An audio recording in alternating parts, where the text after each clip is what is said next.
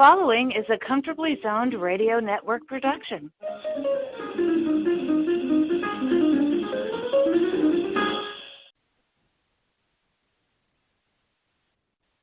Thank you, Ralph. This is Randy Lerch, and welcome to my show, God's Miracle. I call the show God's Miracle because after years of drug and alcohol abuse and being diagnosed with cirrhosis, God has given me a second chance in life to write a book called God in the Bullpen and be able to have this podcast thanks to Ralph Tycho. My special guest today is Daniel Dry Dock Shockley. Dry Dock is a 22-year naval veteran and was part of the United States missions Desert Storm and Enduring Freedom. He is also a cancer survivor and a strong advocate for colon cancer screening. First of all, thank you for your service, Dry Dock, to our country, and welcome to the show, buddy. It's my honor to have you here today. Well, Randy, thank you very much for having me, and I want to say congratulations on your book, God in the Bullpen, your induction into the Sacramento Sports Hall of Fame recently, and as well as having your own podcast, God's Miracle. Well, folks, I told him to make sure he said all that stuff, so thanks, buddy. Shoot, man, I appreciate that. And I always ask my guests, to get things started off, can you tell our listeners, about yourself and how you came to enlist in the Navy and serve our country? Yeah, sure. I grew up in the Philadelphia area, and then in fact, you were my favorite pitcher for the Phillies there in the mid to late 70s. And it's an honor to actually to know you. And so I graduated high school. I was living in Illinois at the time, and I always wanted to travel. So I ended up joining the Navy, and I had a wonderful 22-year career. I served on board 7 different ships, and I traveled to 22 different countries and had the opportunity to be deployed to the Persian Gulf on 3 different ships during Operation Desert Storm, and then right before Operation Enduring Freedom started. And I was on the ground in Bahrain over in the Middle East when we started the campaigns of Operation Enduring and Operation Iraqi Freedom. And I retired after 22 years of service in September of 2003. I actually did my retirement ceremony over there in the Middle East before I flew back to my home to help process. Wow. I mean, that takes a special love for our country, and I think I can speak for all of our listeners that we give you and all of our veterans and people that are serving right now just a special bunch of and thanks of gratitude. But just talking to you as I've begun to know you, you have your different like we all have, I guess, different type of ways that you, in your case, for lack of a better word or term, you enlisted 4 times, and you were telling me you had a special way of re-enlisting. Can you tell the listeners, what that was? Absolutely, yeah. And, well, what started out I re-enlisted for the first time in 1986, and I was in Charleston, South Carolina, and since I always liked baseball, they just happened to have a minor league team there in Charleston, and in 1985 I was a season ticket holder for the Charleston Rainbows, the single-A team for the San Diego Padres at the time. And the 2 players on that team that I got to see a lot of and talk with and hang out with was Sandy Alomar Jr. and the Hall of Famer Roberto Alomar. They were both on the team, and their dad, Sandy Alomar Sr., was the first base coach. And I thought that since I was going to be re-enlisting in early 1986. I thought it'd be kind of cool to see if the general manager of the Rainbows would let me come down and re-enlist. So I re-enlisted on the pitcher's mound in February of 1986. And I had so much fun with that. Several years later, I got to re-enlist again, and I happened to be up in the Norfolk area. So they had the Tidewater Tides, the Mets AAA team. So I got to re-enlist behind home plate August of 1989 before the Toledo Mud Hens and the Tidewater Tides baseball game. And actually, they had me mic'd up for that one, so I got to do the re-enlistment oath so the entire crowd could hear me. And the ballpark actually donated about 75 tickets because we actually did it on Military Appreciation Night as well. And since that was so much fun, I figured 3 times a charm.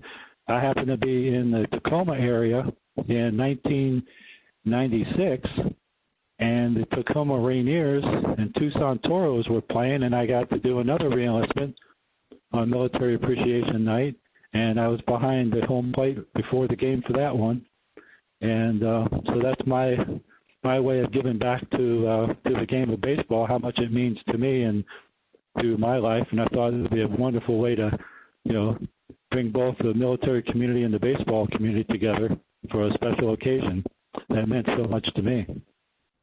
Well, what a great idea. I'm just, while you were saying it, I was thinking, man, the Guinness Book or World Book or Guinness World Book, how you want to put it, I'm sure they don't have anything like that in there. You might want to check and see if anybody's ever done that before. I can't imagine anybody has. And then as we're talking about different things you've done, and I know the answer to this question, and maybe some people can figure it out, but how did you come about the name Dry Dock? It had to be something to do with a boat, a navy, water, something. How did you come about that name, buddy? Well, it actually, it probably could be a little bit tied into my dry sense of humor. And so what happened is I recently relocated to the Sacramento area here, and I got associated with there's a vintage baseball club here called the Central Valley Vintage Baseball Club, and I was interested in playing for one of their teams. And I showed up for one of the games, and they made the lineup, and there happened to be 2 guys in the lineup, myself and another guy named Dan, and there was a bunch of other people on there, and they had kind of nicknames. And I just went to the team captain and said, well, both of us are named Dan, so how are we going to distinguish it? I was playing first base, and the other Dan was playing second base, so that's going to be really, it's like one of those who's on first. So he goes, well, here's an idea. We encourage our players to have a nickname, a vintage-themed nickname. And I said, oh, okay, well, hey, how about Dry Dock? And they said, well, okay, what's that all about? And I said, well, I see vintage baseball. That started around the Civil War era, and Abraham Lincoln was our president back then. I actually was stationed on board the USS Abraham Lincoln, and we deployed to the Persian Gulf. When we came back in 1996, we went into the dry dock up there in Bremerton. And also, since I'm from Illinois, that's the land of Lincoln. So I think that's fitting enough. And they said, all right, we'll go with that. And that, ever since then, that's been my handle and my call sign. So that's my story, and I'm sticking to it. Well, so then we can call the people that think that's because of your dry dock sense of humor. It's nothing to do with that, right? No, that's just between you and me. Okay, buddy. But what was it like? I always thought I ask one of my things is I'm learning on these shows and get to meet all the neat people, different types of people. What was it like? I thought, wow, traveling on these huge ships, but then probably you had huge ships, then you vessels. I don't know what boats or whatever. but you traveled all over the world. What was that like? And what was your favorite place? 22 years. You had to, you spent a lot of time on the ocean, and so what was your favorite? Were they called port of call or something like that? And what was your favorite? What was your favorite vessel to ship on or to sail on? Well, I had 7 different ships, and my career started out on one of the smaller ships. It was only about 300 feet long. It was a sub-rescue, and we operated out of South Carolina down in the Caribbean. So that was rough duty alone right there, going into Jamaica and Bahamas and Guantanamo Bay, and then we hit all the ports in Florida. We even went to Mardi Gras in New Orleans there in '83, and we did an Azalea Festival up in Wilmington, North Carolina the following year. That was a small ship, only 88 sailors on board. We had a tight community there, and we had a good working relationship with one another. Then when we went out into the ports and we pulled into port, we would just go out, and I was into sightseeing. That's what I wanted to do. I just wanted to travel around wherever we were and enjoy the sights and the sounds, learn the cultures and the customs and the different foods of for the ports that we pulled into. And then, of course, I worked my way all the way up to the Abraham Lincoln, and that was, at the time, the largest warship in the world. And we pulled into Hong Kong, Singapore, and then over in the Middle East, we pulled into Jebel Ali. So a favorite place, it's really hard. I mean, the Caribbean was awesome. But there's, we pulled into to Phuket, Thailand several times on different ship I was on. So really hard to pinpoint our favorite port. With my favorite ship, there was 2 of them. My first ship, the USS Petrel, and then my last ship, the USS Abraham Lincoln. Those are my two favorite ships. The most fondest memories I have. So when you were, I can imagine it didn't have to be really tough to pick somewhere because there's probably so many beautiful places. But the first time you got out there and you knew you were going to be out at sea. What do you guys do? I mean, probably a minimum would be a month or something like that. Did you ever get seasick? Oh my gosh, yeah, I got seasick a few times many times on my first ship, and then that was my strategy. It's like being in the minor leagues. You start out with the rookie ball, so that first ship was my rookie ball. Then you work your way up from single, double, and triple, and you get to the big shows. So the big show for me, to a baseball team in here, would be the Abraham Lincoln. That was the ultimate right there.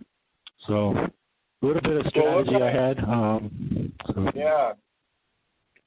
What kind of boat was that? Or I say boat.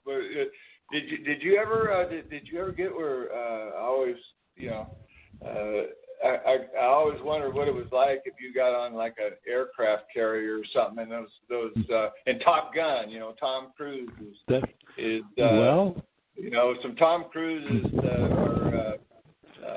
are landing on the deck of these big carriers. Did you ever travel on one of those?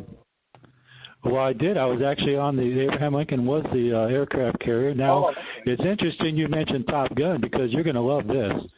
Our commanding officer, his name was Captain Robert the Rat Willard. If you ever remember that movie in the 70s called Willard? Well, yeah. Our captain, he was a pilot when he came into the Navy. And in 1985, he happened to be there in Miramar at the Top Gun school, and he was an aerial coordinator for Top Gun, at Miramar. So when they did the movie, he was selected, and if you watch Top Gun and you see a MiG pilot with a face shield down, that's Captain Willard. He's actually in the movie Top Gun. and he was my commanding officer. I actually asked him to be my re-enlisting officer at the Tacoma Rainiers game. He was unfortunately out of town, but that would have been really cool. But anyway, so it was an honor. But yeah, so that was the largest ship. We had 6,100 sailors on board when we deployed to the Persian Gulf. Well, that's what a exciting, seemingly exciting life, traveling all over the world and all these different ships. And most all of us have only seen that on the movies, and stuff, and in awe of how huge these ships are. And, since we're talking about the movies, on the movies, I always saw all the sailors, they get to their destination, and then, it's time for you guys to get out and what do you call it, leave, or you could probably tell me the best term to do it, but was it like the movies where you guys, once you got into port, got to your destination, did you guys go crazy and be a bunch like the term drunken sailors, and then kiss all the girls and get thrown in jail and stuff like that? Was the movies true? Well, back in the day, not during my time.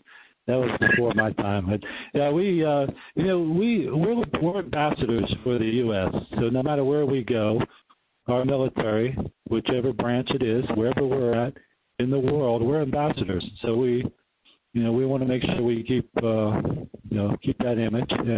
But we had a lot of fun. We had port visits, and we'd go out, and like I said, I just want to enjoy the sights and the sounds of the ports we were in, and we had to be back to the ship by midnight, so in case we had to get underway. But it was a lot of fun. We did a lot of really interesting maneuvers when we were underway, and involved with a lot of different campaigns for operational situations. And but we worked hard, and of course we played hard. But I did want to interject. There was going back to my time on the Abraham Lincoln, when you talk about the flight deck, I actually got to get catapulted off the flight deck on a plane. It's called a carrier onboard delivery, and it was a propeller job, and there was only like 12 of us in there. We were off the coast of San Diego in the spring of '95, and they needed to fly about 12 of us off to go to Point Loma there in San Diego area. And the ship wasn't going to be pulling in for a couple of weeks because of operational commitments. So I got to get catapulted off. So we went from 0 to 130 miles an hour, probably about 2 seconds. And that was the ultimate rush. And then when we were over in the Persian Gulf, up in the northern Persian Gulf, I had the opportunity to get flown off the flight deck of the Abraham Lincoln on a Seahawk. That's the Navy's equivalent to the Army's Black Hawk helicopter. And we were flying from the northern Arabian Gulf, Persian Gulf, down to Bahrain. And we were all strapped into the helicopter, and the doors were open, and we could see all the little boats down there in the ocean. It was amazing. Oh my goodness! Well, you know what, you guys, your answer, that was a very, as I should say, diplomatic answer of when you went, out to visit the other countries and stuff. That was a good job, Dry Dock. But would you, when you were in training, did you have any kind of a specialty or anything like that as far as your training? Did you specialize in anything? Yeah, actually, I was in telecommunications. I was listed as a radioman, so I handled all the communication circuits for the ship. We communicated with whether it be helicopters or aircraft in our area, other ships, and then shore stations. So that was my career. My designation was a radioman. So that was a very rewarding experience, and actually led me to a very successful career after my military time because of my experience and my security clearance. So that was it was twofold. Everything worked out perfectly. Really, I didn't plan it that way. It just happened. I just left everything in God's hands. It's the importance of having faith. If you just trust the process and keep the faith, and so that allowed me to continue my career and in the Navy, and then move on in the civilian sector, doing my the job I had with a government contract for telecommunications. Wow. Well, I'll tell you what, that's an amazing career. And then you, as we talked about in the intro, you're a colon cancer survivor. And when were you diagnosed with colon cancer, my friend? Well, I was diagnosed in May of 2012. I actually underwent I was 51, so I knew I needed to, and I knew all along I needed to schedule a colonoscopy. So that happened when I scheduled it right after I turned 50. So when I got I had the colonoscopy, and as a result of this was my first and only colonoscopy. So when I woke up, I was sedated. When I woke up, my GI doctor, I was in Hawaii at the time, he came over to me as I was waking up, and he says, Daniel, we're going to need to talk. And I said, okay. He says, well, I've got some photographs here of, we found 100 polyps embedded throughout your colon rectum and anus. And even though you don't have any symptoms, you haven't complained of anything, and I'd like to have you seen by a certified genetic counselor because you're going to need further evaluation to determine the cause of these polyps, even though they're not causing any problem with you.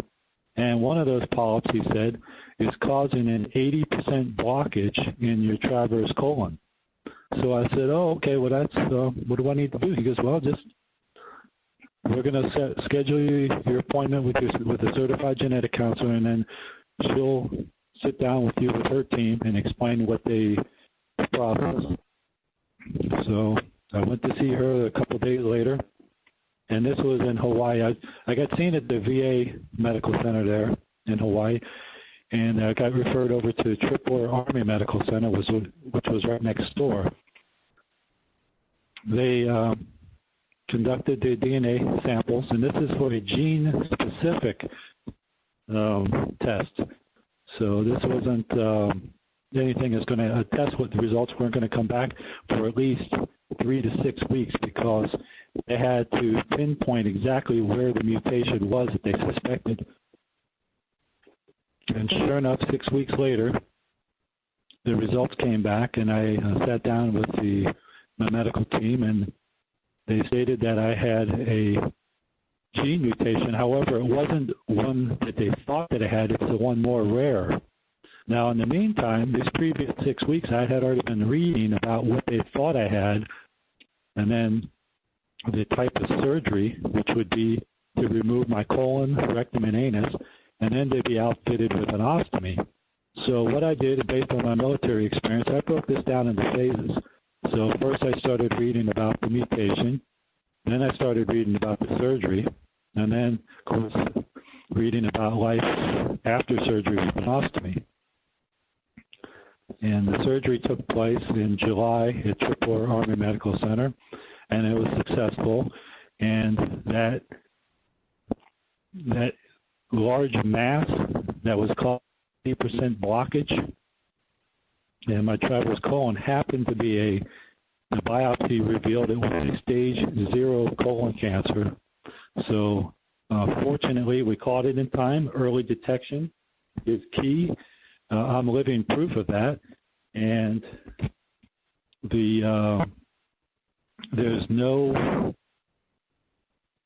cure for what I have, this mutation. And the mutation will impact other organs. So in the last many years, it's already started to manifest in my stomach, small intestine, and in my left eye. So I undergo routine gene mutation surveillance, usually every 9 to 12 months. And I don't have any indication of anything's going on. I just go about my life as if nothing happened. Once again, it goes back to my having a positive attitude and my strong faith, and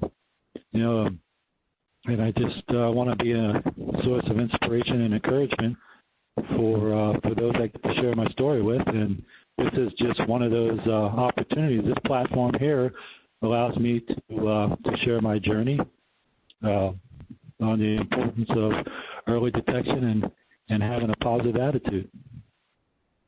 Well, you sure do, my friend. I wanted to have you on just because of you being having an exciting life, being in the Navy and stuff like that, and then as I got to know you, being a colon cancer survivor, and then having a rare genetic disease, along with it being March being Colon Cancer Awareness Month. So I wanted to get you on here and also talk about your advocacy and maybe you could say a little bit about who is the top researcher with your disease. Without we're getting shorter on time, but that and with Congressman, you said Chip Roy, to get this thing in Congress to be make more awareness of what's going on. And how is that going? Well, let me start out with the research part first, quickly.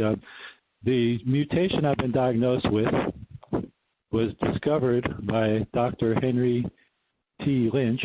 If you ever heard of Lynch syndrome, that's named after him. Well, he also he's the founding father of hereditary colon cancer syndrome research, and he had started his research efforts back in the early 60s. So my genetic counselor happened to be a colleague of Dr. Lynch, and Dr. Lynch was the director of preventive medicine, among other things, at Creighton University in Omaha, Nebraska. Well, 7 months after my surgery, Dr. Lynch shows up in Hawaii to do an academic lecture, actually many lectures. I was personally introduced to Dr. Lynch by my genetic counselor, and then we sat down for an hour and 50 minutes, and I got to pick his brain.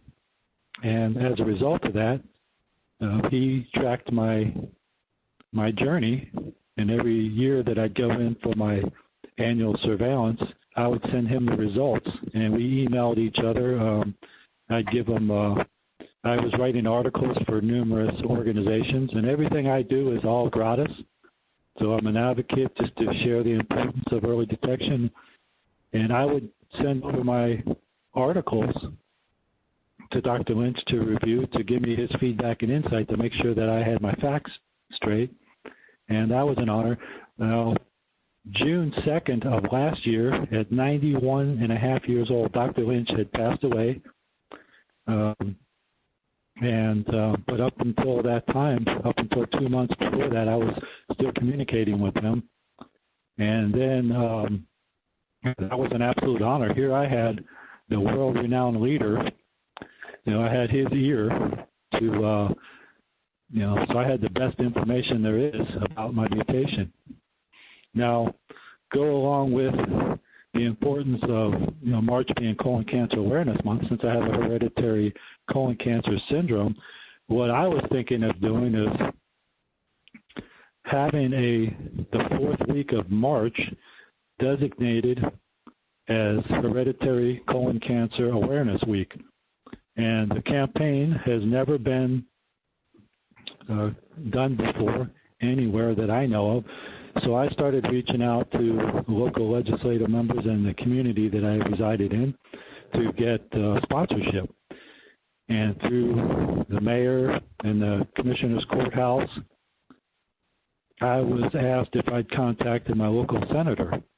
And once I completed that successfully, I was asked, well, you may want to contact your congressman. So I did that, and right now, as we speak, Congressman Chip Roy, who I resided in his district, his legislative aide is actually drafting a congressional recognition for my efforts, or these efforts, not my efforts, but these efforts for the importance of hereditary colon cancer syndrome awareness week being the fourth week of March is what we're looking at. Now, ultimately, what I want to do is have a Senate resolution created, and that's going to take several years. It's a daunting task, but I'm battle-tested, so I'm ready for the challenge. And what that would mean is once we get the state to sponsor this, we'll go and have co-sponsor for the 49 states, and then have the territories of Puerto Rico, Guam, and American Samoa co-sponsor. And then we hopefully would have a Senate resolution. So nationally, they have the fourth week of March designated as Hereditary Colon Cancer Awareness Week. So it's a very exciting time, and it's going to take a lot of patience on my behalf. So I'm just going to sit back, relax, and enjoy the ride. Well, if anybody can do it, my friend, you can, because one thing, as I get to know you, one of the first things that popped up with me was, you are one of the most, you have an infectious, positive attitude. You're one of the most positive people I've ever met with, all the things that you have on your plate. And I remember back in August 2019, I had just gotten out of the hospital. I'd broken, believe it or not, 5 bones in my pelvis and was down in the dumps from that. And then I knew I needed to go and get some more testing done. So I was, talking to you, and because of your positive attitude, you're great people to be around. And, but along with God, you said you had 4 special words that you always stand by, to keep you positive. Could you share those with us? Absolutely. Thank you.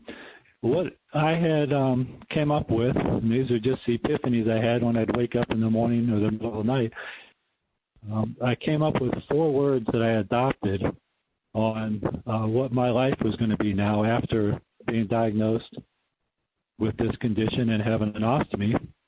So the first word is attitude. And attitude, having a positive attitude to me is the most important thing. You can be in a bad mood, that's temporary, but attitude is permanent.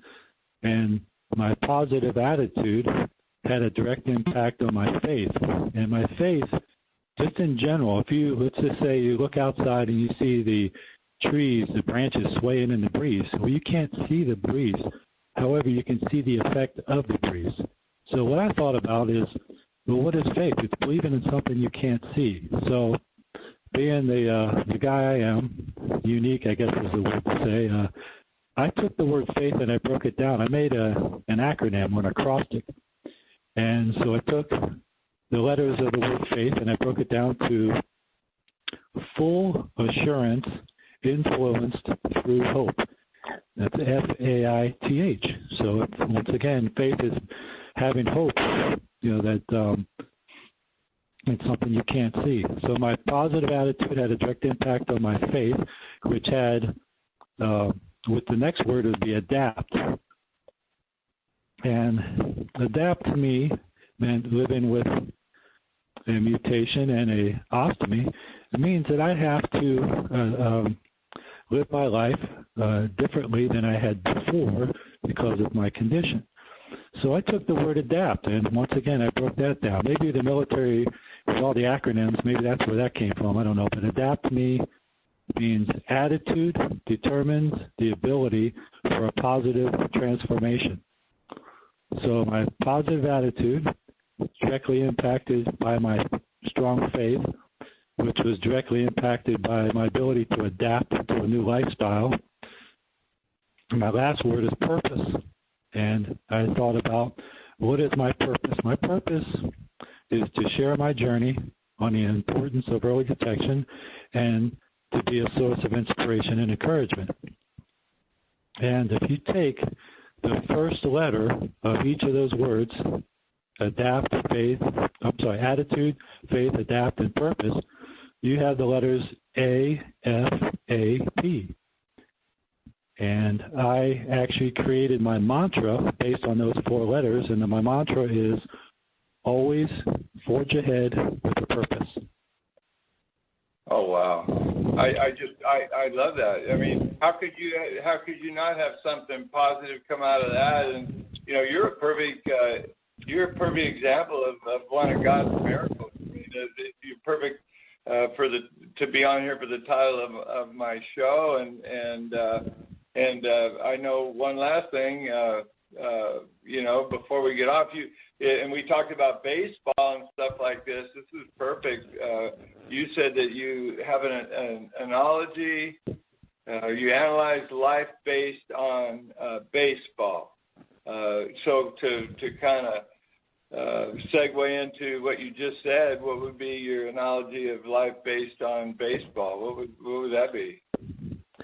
Well, let me interject one thing. I just want to thank you, Randy, because to me, about God's miracle, the title of your podcast, to me, you're the epitome of God's miracle because of all the your experiences and sharing everything in your book. That has meant so much to me. So thank you for that, and for the once again for the opportunity to be on your podcast. I took I took life and the game of baseball, and through the last many years, I thought about it, and I said, well, what do they both have in common? There's got to be something. And sure enough, I think of it as neither life nor baseball have a time limit. That said, if the game is tied up, it goes into extra innings. For the spectator, we expect 9 innings of baseball. If you go into extra innings, to me, that's free baseball. So as a colon cancer warrior, I look at my life as in extra innings, so I'm enjoying free baseball.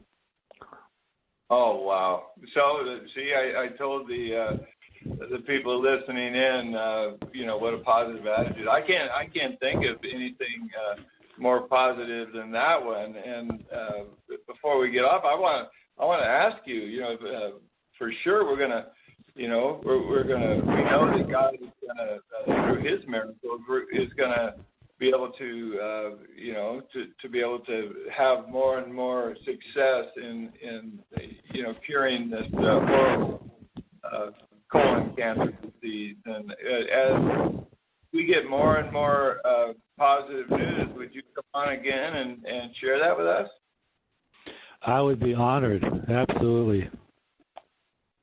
Well, that would be great. I just hope through this coronavirus that everyone stays safe out there, and only thing to do is put it in God's hands, and God will have a miracle for us. So thank you for being here today. I really, really enjoyed having you, my friend. Thank you very much, Randy. I greatly appreciate it, and you stay safe, and God bless. Thank you, buddy. I want to thank everyone for listening today to God's Miracle. And thanks to my special guest, Daniel Dry Dock Shockley, for being on my show today. I hope everyone out there is safe. And everyone, don't forget to wash your hands. You've been listening to the Comfortably Zoned Radio Network. This is Randy Lerch saying bye-bye.